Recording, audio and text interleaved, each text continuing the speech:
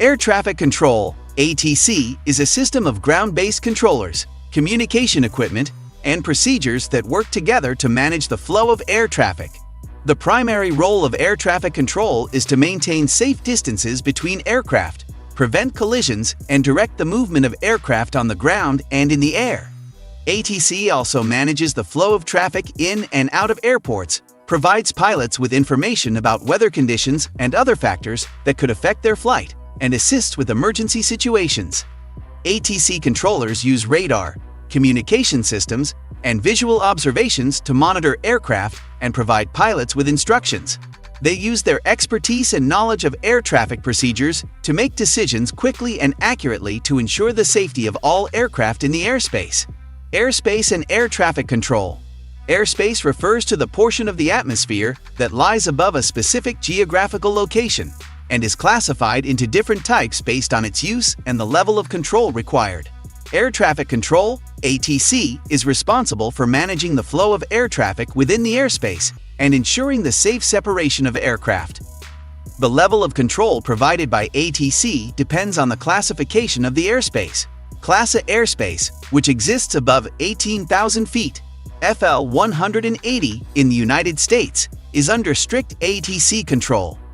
Pilots are required to file flight plans and operate under Instrument Flight Rules, IFR. Class B airspace is typically located around busy airports and is also under strict ATC control. Pilots must obtain clearance from ATC to enter this airspace and must operate under IFR. Class C airspace is located around smaller airports and requires pilots to establish two-way communication with ATC before entering.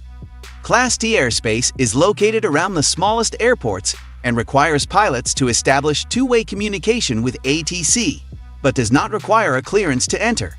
Class E airspace is uncontrolled airspace located above certain altitudes and can be entered without communication with ATC. Lastly, Class G airspace is uncontrolled airspace located in areas away from airports and does not require communication with ATC. Flight profile and preflight. Flight profile refers to the various stages and phases of a flight, from preflight planning to post-flight procedures. A typical flight profile includes the following stages. 1. Preflight planning. This stage includes all the planning necessary before a flight, such as obtaining weather reports, filing a flight plan, checking the aircraft systems, and assessing the performance of the aircraft. 2. Pre-departure. This stage includes pre-flight checks, briefing of crew members, passenger boarding, and starting the engines. 3. Takeoff. The takeoff phase begins when the aircraft begins to move down the runway and lifts off the ground. This phase includes all actions necessary to get the aircraft off the ground and into the air. 4. Climb. During this phase, the aircraft ascends to its cruising altitude. Pilots must follow specific procedures to ensure that the aircraft climbs safely and efficiently. 5. Cruise. The cruise phase is when the aircraft reaches its cruising altitude and maintains a steady speed and heading. This is the longest phase of a flight and involves monitoring the aircraft systems, communicating with air traffic control, and ensuring that the flight remains on course. 6. Descent. During this phase, the aircraft begins to descend from its cruising altitude to prepare for landing. Departure, en route, and descent. Departure, en route, and descent are three phases of a flight, and each has specific procedures that pilots must follow to ensure the safe and efficient operation of the aircraft. 1. Departure. The departure phase begins after the aircraft has taxied to the runway and is ready for takeoff. During this phase, pilots must follow specific procedures to ensure that the aircraft takes off safely and efficiently. This includes applying takeoff power, monitoring engine performance, and following the prescribed takeoff procedure. 2. En route. The en route phase begins after the aircraft has climbed to its cruising altitude and is maintaining a steady course and speed.